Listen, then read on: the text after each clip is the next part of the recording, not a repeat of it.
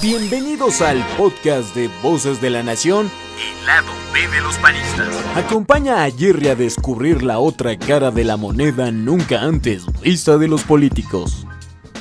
¿Qué tal, amigos? Bienvenidos a otro podcast de Voces de la Nación. Yo soy Jerry y el día de hoy tenemos una invitada muy especial.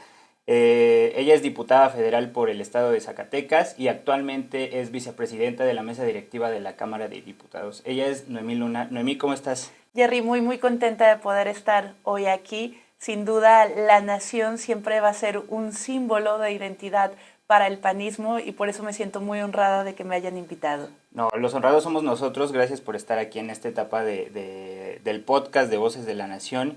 Y quiero empezar con una pregunta muy importante para que sepamos cuál es la razón por la que llegaste a la política, cuál es la razón por la que llegaste al PAN. ¿Cuál es la historia de Noemí Luna? Estoy enamorada del humanismo político.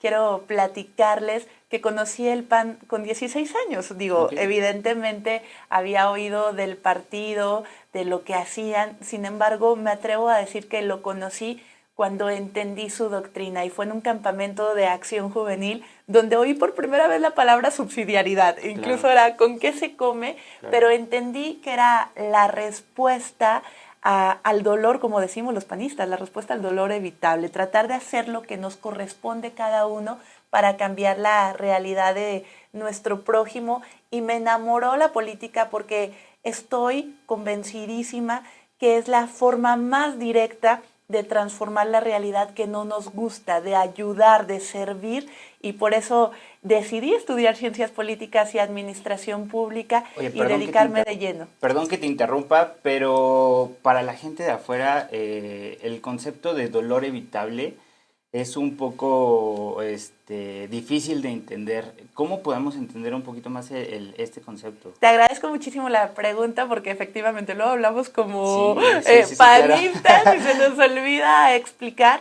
Bueno, hay dos tipos de dolor. El dolor que no podemos evitar, ese que va a suceder porque está fuera de las manos de un humano que suceda o no. Sin embargo, hay otro dolor que es el que podemos evitar. Por ejemplo, cuando hay un gobierno que es corrupto, que roba, eso ocasiona que haya un déficit en el municipio y eso ocasiona que no haya el dinero necesario para políticas públicas para apoyar a los que más necesitan. Ahí es un dolor que pudiste haber evitado si claro. Como gobierno hubieras actuado de manera ética. Ese es el dolor evitable, el que infringe un humano sobre otro humano claro. Y que se puede evitar. Y creo que al final del día esa es la base principal de Acción Nacional, evitar eso, hacer lo que esté en las manos de cada una y de cada uno de los políticos para ayudar, para hacer lo propio, para que cada día las y los ciudadanos vivan mejor. A ver si entendí. Entonces el dolor que no se puede evitar es el dolor, ese proviene de Dios, ese está imposible. Puede ser cualquier cosa meteorológica o esto, y el dolor evitable puede transformarse en políticas públicas, puede transformarse en acciones que eviten algo que las personas tengan ese tipo de dolor, ¿no? Es correcto. Y bueno, al final del día esto es lo que me apasiona, reitero, porque creo que la política siempre debe ser usada para servir. Y por eso estoy aquí ahora como diputada federal. ¿En dónde creciste? ¿Qué estudiaste?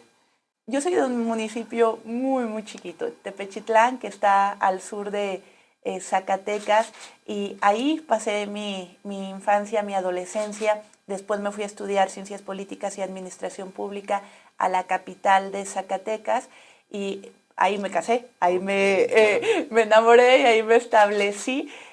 Pero vengo de una familia, si me permite, Jerry, platicarlo, sí, claro. Donde ninguno de los integrantes estaba en política. Es decir, mi papá ni siquiera tuvo la oportunidad de tener licenciatura. Fue un hombre de trabajo, un ganadero, agricultor. Mi mamá, una mujer de verdad, yo creo que muy preparada, pero que nunca tampoco es profesionista. Entonces, creo que el que mis hermanos y yo seamos la primera generación que ya tuvimos un título universitario, pues iba marcando también cómo te vas desarrollando en la vida. ¿Y qué te decía tu familia cuando te empezaste a meter en la política? Me da risa porque cuando les dije voy a estudiar ciencias políticas y administración pública, mi papá me dijo, te vas a morir de hambre. Estudia otra carrera, después eliges un posgrado relacionado. Mi mamá se infartaba porque lamentablemente, y creo que todavía sigue pasando, muchos creen que política es sinónimo de corrupción, que política es sinónimo de lo más oscuro, de lo más feo. Entonces mi mamá se infartaba porque me decía, es un ambiente horrible. Sin embargo, yo estaba decididísima y te digo que me da risa porque en Zacatecas no había la licenciatura en una universidad pública. Entonces cada mes me decía mi papá, toma tu capricho, pero te vas a morir de hambre. Pero bueno, al final del día yo estoy convencida de que debes dedicarte a lo que te apasiona, claro, al margen de si reditúa o no económicamente. Claro, y creo que en la política hay que tener oficio, ¿no? Hay que tener mucho aguante, y si te apasiona, pues no lo haces pensando en qué te puede atribuir, ¿no? Sino en qué puedes ayudar a los demás, en cómo puedes ayudar al país para mejorarlo, ¿no? Entonces, por ejemplo, ¿qué le dirías ahorita a los jóvenes que están pensando en que la política es lo peor que puede haber en el país? Mira, son dos cosas. Me gusta poner un ejemplo muy, muy simple. Si pasas en tu casa por un pasillo donde el foco está fundido y diario pasas y dices, ¡ay, el foco está fundido! Claro. Y mi papá no lo cambia. Claro. ¡Ay, el foco está fundido! Y mi mamá no lo cambia, pues así va a seguir. Si agarras una escalerita, te subes y lo cambias, vas a solucionar tu problema. Al final del día, a grosso modo, eso es la política. Si no te gusta cómo se lleva a cabo las cosas en tu estado, en tu municipio e incluso en el país, pues involúcrate, métete para cambiar esa realidad. Y ese es el primer consejo que le daría a los jóvenes. El segundo, fíjate que tuve una experiencia que se me hace triste. Mucho tiempo fui maestra de Derecho Constitucional, justamente para quienes estudian Ciencias Políticas y Administración Pública. Y te digo que triste porque me encontré varios alumnos que creían que la política era el camino más corto para enriquecerte. Y la verdad es que jamás debes percibirlo así. Al final del día, como te decía, la política es esa praxis de poder, o sea, esas formas de poder, pero que deben ser usadas como un medio para el servicio. Claro, totalmente de acuerdo. Oye, y también nos interesa saber un poco más de lo que le gusta a Noemí Luna. ¿Te gusta la música, las series? ¿Qué te gusta a ti como persona? Me apasiona, después de la política, mi segunda pasión, la charrería. Fui casi 15 años escaramuza charra, y la verdad es que me encanta porque siento que aparte que es el deporte nacional, es como un tema muy, muy patriótico, es un estilo de vida, amo los caballos, me gusta mucho leer, me gusta también convivir con mi familia, que ahora pareciera un lujo porque lamentablemente pues estoy acá y mis dos hijos siguen en Zacatecas. Me gusta mucho el cine. Me gusta mucho la naturaleza, si puedo acampar y quedarme sin ninguna comodidad, lo haría encantada. Claro, ¿qué tipo de cine te gusta?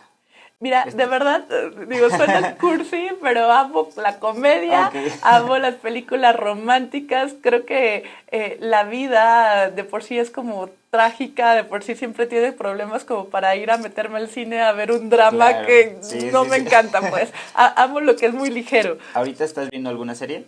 No, lamentablemente, sí, no me van a creer, pero tengo meses que no veo nada y que si la televisión se prende en mi casa es para ver caricaturas. Bueno, porque me mis hijos. Me imagino porque la agenda en la Cámara de Diputados está muy difícil, y ahorita más con el tema de tu nombramiento como vicepresidenta, que felicidades por ese nombramiento. Gracias. Estás poniendo en alto a las mujeres del PAN y a las mujeres de todo el país.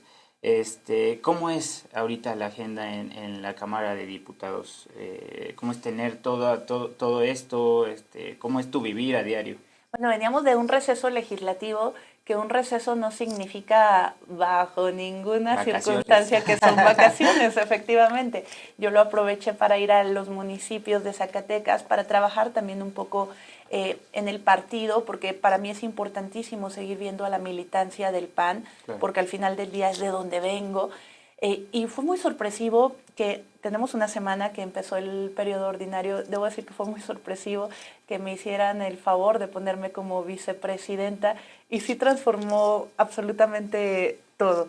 Y si tú me lo permites, Jerry, pues aprovecho Adelante. también para decir que estoy lo que sigue de agradecida con el partido, porque al final del día, aunque es una vicepresidencia en la que debes de actuar con mucha institucionalidad y entendiendo que la mesa es para toda la Cámara y que debes respetar la pluralidad y a los demás grupos parlamentarios, al final son posiciones que pone el partido. Claro. Y estoy muy agradecida, pero al mismo tiempo muy comprometida, porque entiendo como ese peso que te ponen encima. Pero bueno, vino a transformar todo porque ha sido una semana muy, muy compleja, dado que empiezo con esta nueva responsabilidad y en un momento crítico para el país. Y digo crítico porque la primera discusión fue en torno a las reformas, a las leyes secundarias respecto a la Guardia Nacional. Claro. Entonces, pues, lo que está en juego no es cualquier cosa y sí me he abocado completamente al trabajo legislativo.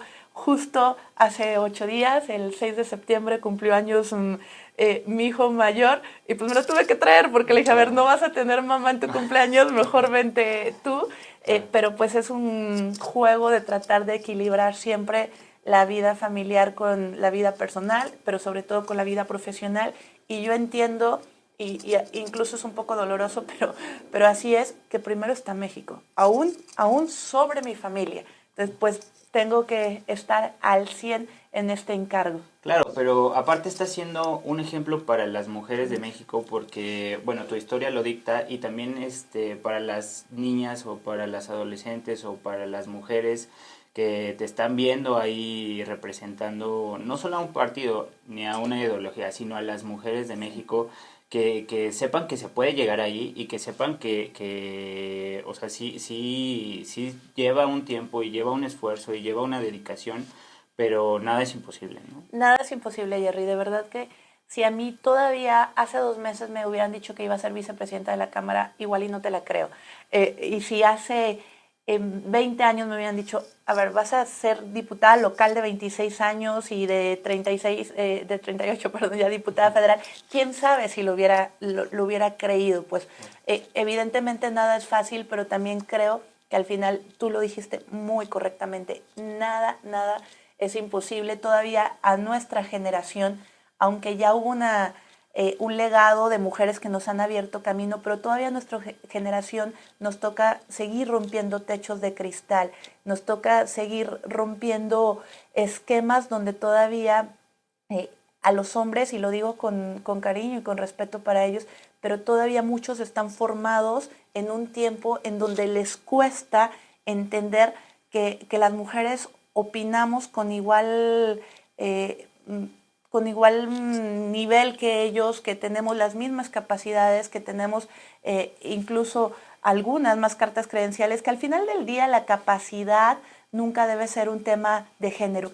Y esta mesa directiva es muy sui generis, porque aparte de la presidencia de Santiago Krill, que también creo que es muy, muy adecuada, que es un hombre muy conciliador y que está ahí en el momento indicado, pero aparte de él somos puras mujeres, 3 vicepresidentas y el resto de secretarias mujeres, y esto no se había visto hace nunca, es más, incluso algunos días que Santiago ha tenido que cumplir con otras responsabilidades y que se retira de la mesa, pues la foto es muy peculiar porque claro, estamos literal puras mujeres y yo entiendo lo que eso significa porque siempre lo digo, a las mujeres se nos exige lo doble y se nos perdona la mitad. Entonces claro, tenemos todavía más compromiso de hacer las cosas bien.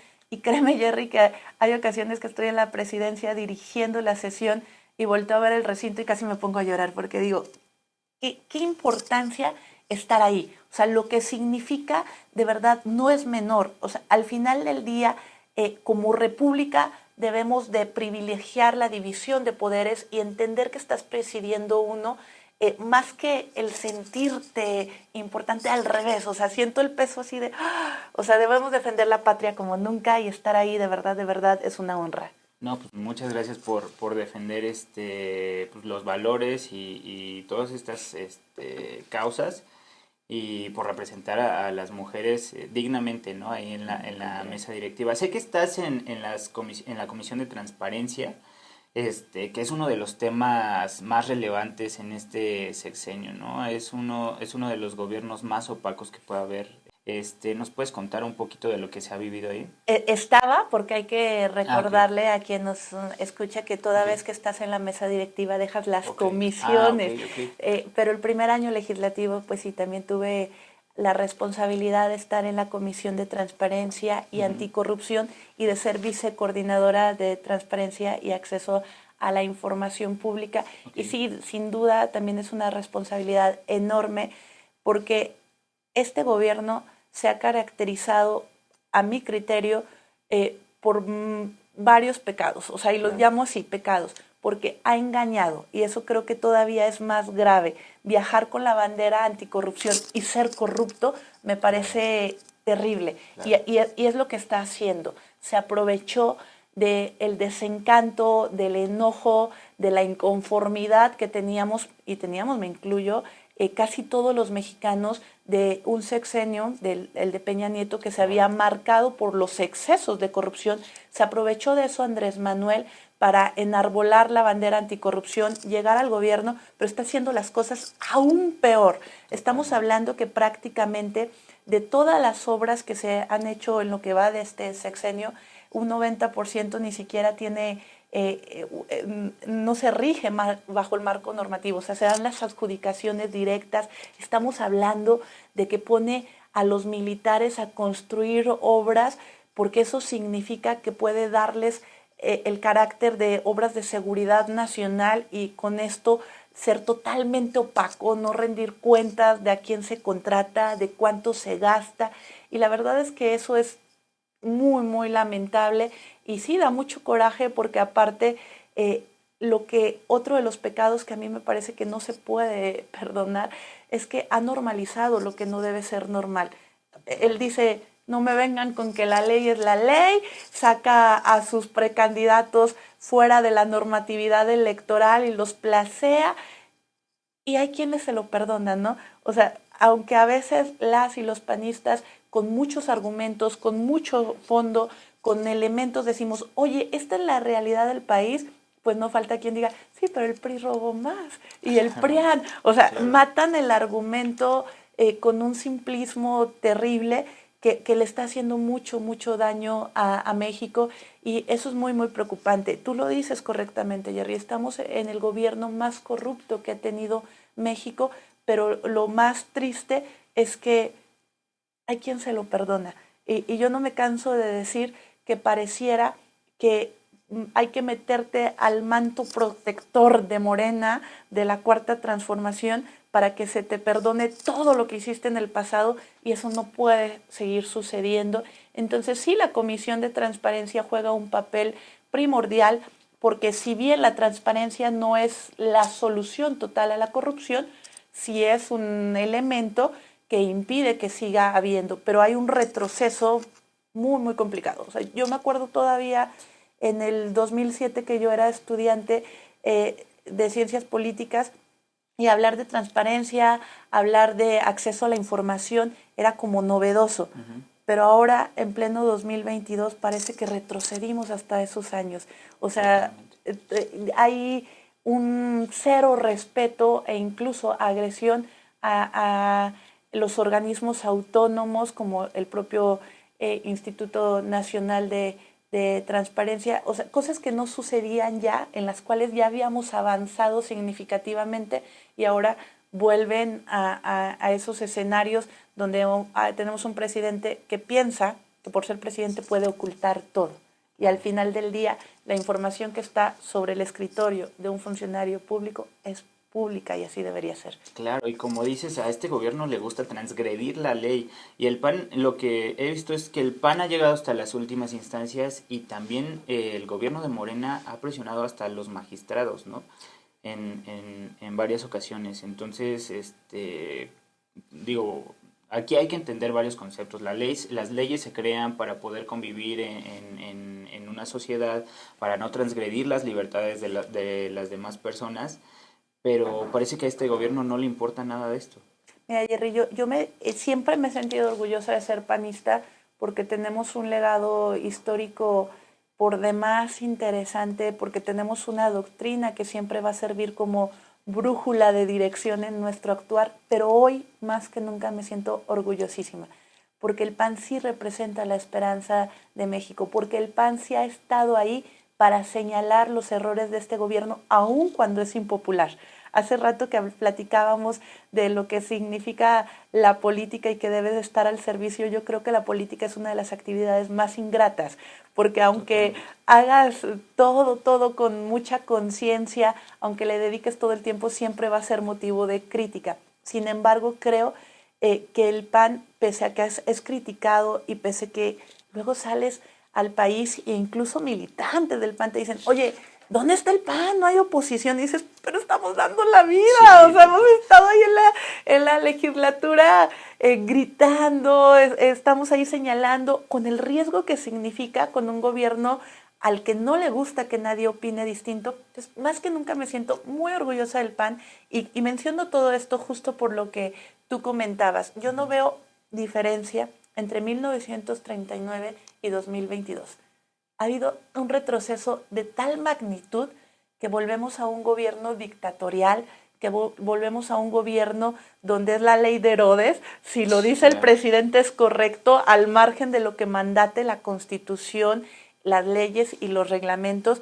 Él determina lo que es bueno y lo que es malo. Él determina si un funcionario es bueno o es malo. Y eso de verdad es un retroceso terrible. Y en este momento, ser oposición, en este momento, ser congruente, pues es un riesgo terrible, pero ahí ha estado Acción Nacional para hacerlo y eso sin duda siempre va a significar una esperanza para el país. Claro, y las personas en general lo que ven es sí la crítica a López Obrador y todo esto.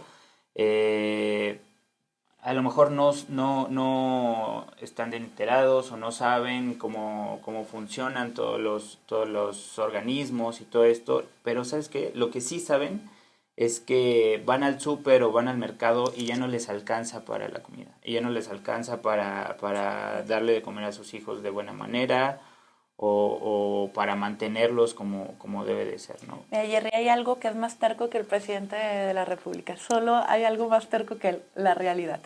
O sea, la realidad no la puede ocultar nadie y la realidad es que el precio de todos los insumos de la canasta básica ya está por las nubes y la realidad es que la inseguridad se ha desatado a niveles dolorosísimos. Yo vengo de un estado donde no nomás nos robaron la noche, o sea, ya no es riesgoso, ya no da miedo salir nada más de noche, ya nos robaron el día, claro. Ya da miedo salir de día.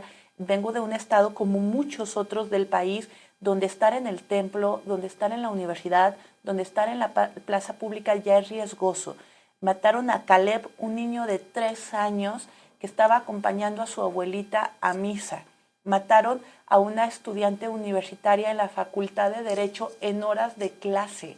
Mataron a una familia en una plaza céntrica el Día del Padre.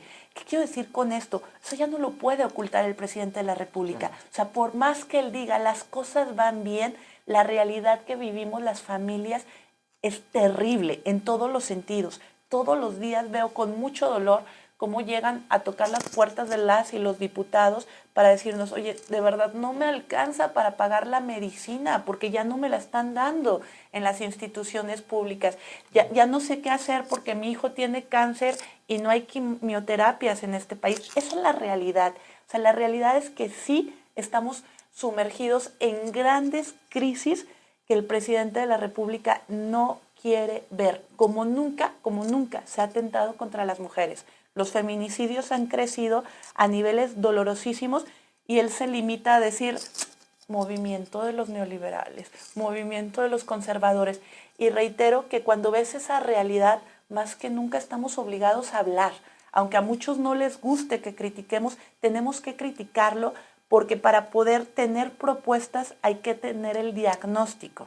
Y si algo legitima la crítica, pues también es la propuesta. Y también Acción Nacional desde la Cámara de Diputados, desde la Cámara de Senadores, con nuestros gobernadores y gobernadora, con nuestros alcaldes, hemos estado ahí para proponer. Cuando decimos, esto está haciendo mal el presidente, también decimos el cómo sí se puede hacer. Entonces, yo estoy convencida, pues, que sí es un momento crucial para el partido, que sí está Acción Nacional para México como nunca. Es lo que le digo a todos, el PAN es un partido muy criticón, pero la verdad es que es el partido que más propone, y a cada crítica hay una propuesta detrás, y eso es lo que sustenta la crítica que se está llevando a Pero cabo. es muy bueno ser crítico, decía un politólogo con el cual coincido totalmente, que los ciudadanos deben de tener la boca muy abierta para hablar bien de las cosas buenas del país, de la belleza de nuestros ríos, de la belleza arquitectónica de nuestras ciudades coloniales, de la gente buena que se levanta a trabajar de madrugada, pero también tener la boca muy abierta para hablar mal de lo que hacen los gobiernos en turno, porque eso permite que se cambie esta realidad. Y vuelvo al ejemplo tan simple del foco. No pudiéramos pasar sin decir el foco está fundido, porque si no decimos el foco está fundido, pues no te vas a subir a cambiarlo. Claro. Entonces al final del día tienes toda la razón, hay un PAN crítico pero un PAN propositivo. Claro. Oye, y también he visto en tus redes que has andado mucho por Zacatecas, de gira y todo esto. ¿Cómo te trata la gente allá? Mira, yo amo Zacatecas, me siento muy, muy orgullosa de la riqueza zacatecana en todos los sentidos, y tengo la costumbre de hacer un blog semanal. Lo saco todos los domingos para hablar de la gastronomía, de la cultura, de cualquier cosa del estado. Y fíjate que está muy padre, porque por un lado la gente lo comparte, porque no es como que esté hablando de política, y hay a quien le da miedo hablar de política. Lamentablemente la gente lo comparte, la gente se identifica, pero lo más rico y lo que más me encanta de ese blog, conozco mi estado. Y si alguien aspira a gobernar un municipio, un estado o un país desde cualquier trinchera, llámese Cámara de Diputados, llámese gobernatura, llámese lo que se llame, debes conocerlo. Claro. Debes conocer su historia, debes conocer sus costumbres, debes conocer el día a día de la gente, y este blog me ha enriquecido mucho. Entonces aprovecho el ir a los municipios para saludar gente, para hacer el blog, y pues sí, he recorrido Zacatecas aún con la complicación que significa, claro, porque como te decía, es un estado donde andar en carretera ya es un riesgo, pero yo estoy convencida que al final del día debemos seguir haciendo nuestra vida cotidiana, porque como decía Abascal, la única solución para terminar con el mal es ahogándolo en abundancia de bien. Claro. Entonces, pues nosotros necesitamos hacer lo propio. Claro. Oye, y acá entre nos, ¿cuál es tu comida favorita de Zacatecas y tu lugar favorito? Yo fui hace poco y la verdad es que el centro está padrísimo, me gustó muchísimo y volvería a ir sin lugar a dudas. Mira, yo creo que mi lugar favorito sí es esa parte del centro histórico, la catedral. A mí se me hace está hermosísima. Hermoso. Plaza de Armas, desde donde se ve el teleférico, que aparte déjenme presumirles que es el primer teleférico que se instaló en América Latina. Desde ahí se ve el Cerro de la Bufa, más allá de la historia, que es donde concluyó la Revolución Mexicana con la toma de Zacatecas, es hermosísimo. Entonces esa parte del centro a mí me enamora, me encanta, me fascina caminarlo con mi familia. Mi comida favorita no es zacatecana, por eso me da risa. Amo los chiles en nogada. Okay. O sea, de verdad creo que esta temporada pudiera desayunar, comer y cenar chiles en nogada. Me encanta el pozole. De Zacatecas, créeme que me gusta todo. Soy lo que sigue de garnachera. O sea, sí. ¿Qué garnacha nos recomiendas de Zacatecas? Mira, es que hay de todo. Si vas a Nochistlán, los tacos de carne asada que están en un puestito en la plaza del municipio son riquísimos. Si vas a la capital, desde los tacos de tripa que están por los panteones. O sea, de verdad es que... Y te iba a platicar justo eso, que mientras fui dirigente estatal teníamos un grupo donde estábamos todos quienes colaborábamos con el estatal, y me mandaban fotos así de un plato. Y ya les decía, estás en los tacos dorados del mercado de Tlaltenango. O sea, conozco la garnacha todos, porque de verdad es que la amo, me encanta. Y de verdad prefiero 1000 veces comer en la calle que comer en un restaurante formal. De verdad es algo que me encanta. Es mucho más rico. Oye, Noemí, pues este podcast va a estar saliendo en vivo en Facebook Live, en Spotify, en Apple Podcast, algo que le quieras decir a la audiencia, que generalmente son jóvenes. Yo si me lo permites, Jerry, primero felicitarlos. Qué padre la dinámica de este podcast.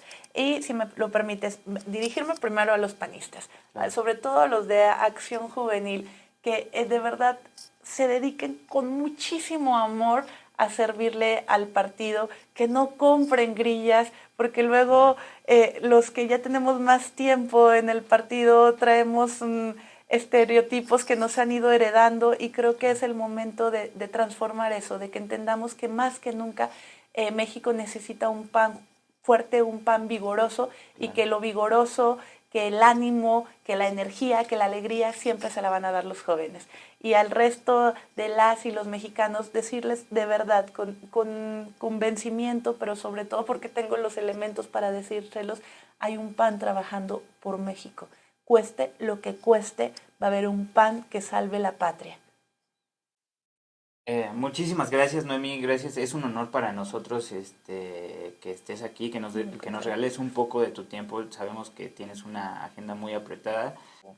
Agradecer de verdad, y pues que nos sigan, porque también luego da flojera el canal del Congreso. Yo sé que solo lo ve mi mamá porque nos ve, pero que nos sigan, porque es importante estar atentos al debate, a cómo se desarrolla, porque tal vez nos ganen las votaciones, pero estoy convencida que nunca nos van a ganar el debate, porque nosotros estamos hablando con la verdad, y eso marca la diferencia. Claro, pues bueno, ahí los vamos a seguir muy de cerca. Muchísimas gracias, Noemí. Al contrario, Jerry, gracias. Hasta luego. Eso fue todo por hoy en el podcast Voces de la Nación, el lado B de los panistas. No olvides escuchar nuestro siguiente episodio. ¡Hasta la próxima!